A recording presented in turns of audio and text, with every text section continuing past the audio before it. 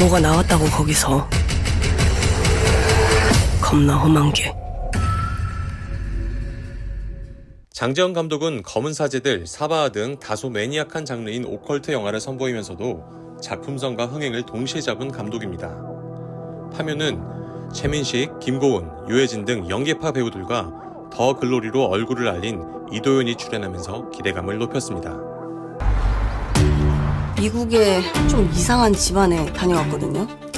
밑도 끝도 없는 뭐 그냥 부자예요? 시작이 좋네. 이야기는 묘를 잘못 써서 자손들에게 불운이 닥치는 이른바 묘바람에서 시작됩니다. 미국 LA에 사는 한 한인 가족은 큰 돈을 가진, 영화 대사에 따르면 태어날 때부터 부자인 사람들이었습니다. 하지만 언제부터인지 아버지와 아들, 갓 태어난 손주까지 집안 장손들에게 환청이 반복적으로 나타나고 이들은 괴로움에 시달리다 한국의 용한 무당인 화림과 봉기를 부릅니다. 화림은 이러한 현상의 원인이 묘바람임을 단번에 감지합니다. 한국 강원도에 있는 할아버지 묘 위치가 잘못되었다는 거죠. 화림과 봉길은 국내 최고 풍수사인 상덕과 저명한 장의사인 연근에게 도움을 청하고 이들 넷은 할아버지 묘를 옮기는 작업에 착수합니다. 그런데 그 묘는 악지 중의 악지, 즉 사람 무덤이 있어선 절대 안 되는 곳에 있었습니다.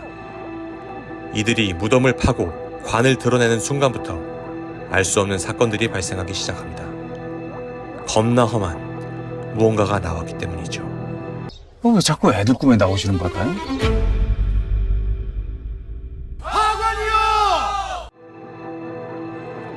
파묘는 땅에 매장되어 있는 시신을 옮기거나 고쳐묻기 위해 무덤을 파내는 행위를 뜻합니다.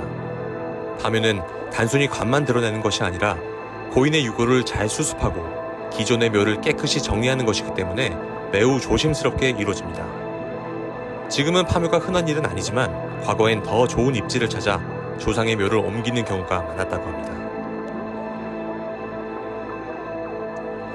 영화엔 동티란 단어가 등장합니다. 동티란 영혼이 깃든 물건을 훼손하거나 귀신이 사는 장소를 침범했을 때 이에 대한 원한과 복수로 인해 갑자기 병에 걸리거나 죽게 되는 것을 뜻합니다. 파묘에서는 상덕이 무덤 속 더 깊은 비밀을 파헤치는 계기로 동티란 소재가 쓰입니다. 영화 속에서 화림은 할아버지 묘를 파헤칠 때 무덤 옆에서 대살굿을 합니다. 대살굿은 타살굿이라고도 불리는데요. 동물을 죽여 신에게 바치는 굿으로 황해도 지방에서 유래했습니다. 영화에서는 무덤을 파헤치는 인부들을 모두 돼지띠로 구성하고 대살굿에선 돼지를 제물로 바치는 장면이 나옵니다. 대살굿을 해보죠. 유세차임이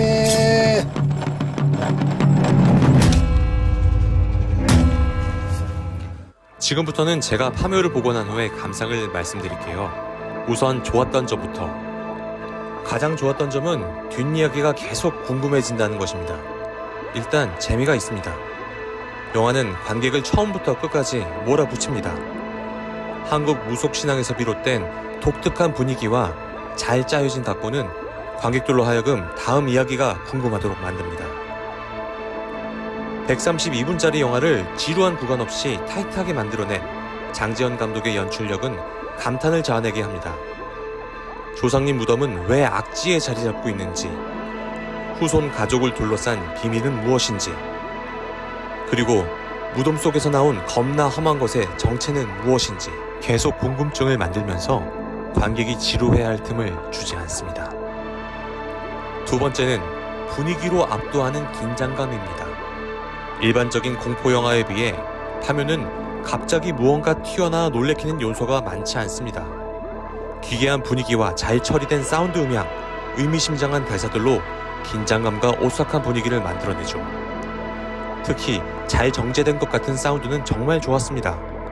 영화의 스산한 분위기를 잘 전달할 뿐더러 영화 템포의 강약을 조절하는데도 사운드가 아주 효과적으로 쓰인 것 같았습니다.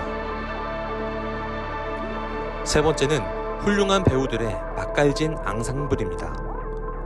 영화를 이끄는 주역 4인방 최민식과 김고은, 유해진, 이도현의 연기는 정말 훌륭합니다. 그 중에서도 무당 활임역을 맡은 김고은의 연기는 특히 더 돋보입니다. 대살굿 장면에서 김고은은 신들릴 듯한 무당의 모습을 제대로 보여줍니다. 접신한 것 마냥 몸을 비틀기도 하고 칼을 휘두르며 얼굴에 피칠갑을 하기도 하죠. 나홍진 감독 작품 곡성에서 황정민이 보여줬던 굿 연기에 결코 밀리지 않습니다.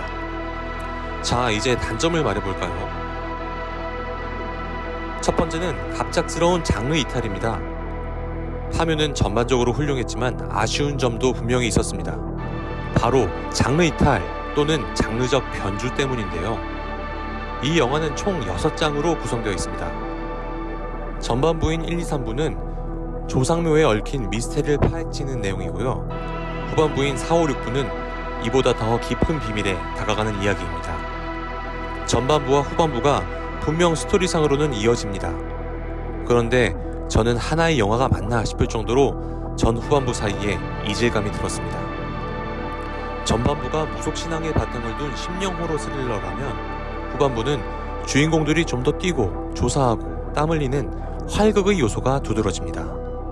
그렇기 때문에 영화 후반부는 긴장감이 전반부보다 상당히 떨어진 느낌을 받았습니다. 스포일러가 될 수 있기에 더 자세한 이야기는 할 수 없지만 파묘를 본 관객들 사이에서 호불호가 갈리는 것도 바로 이 점 때문입니다. 두 번째는 다소 밋밋한 공포입니다. 저를 포함해 파묘를 본 사람 중 상당수는 검은사제단이나 곡성이 줬던 강렬한 공포와 기괴함을 기대했을 겁니다. 하지만 이 영화들과 달리 파묘는 공포의 관점에서 봤을 땐 생각보다 무섭지 않았습니다. 그래도 전반부는 곡성과 비슷한 분위기가 느껴졌는데 후반부에선 주인공들의 활약이 이어지며 인디아나 존스가 생각났어요.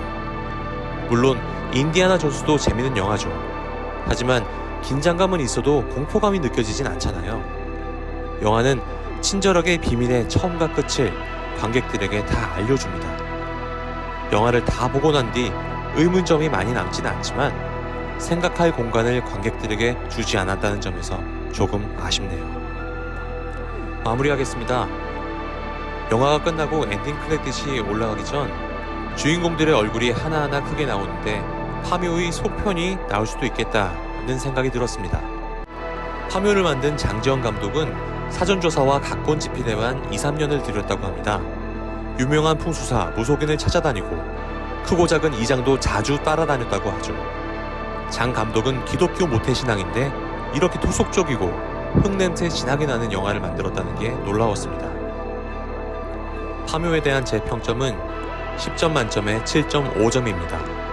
단점으로 언급한 장르 이탈이 덜 이질적이었다면 더 훌륭한 수작이 됐을 것 같습니다. 저는 다음 영화로 찾아뵙겠습니다. 영상 봐주셔서 감사합니다.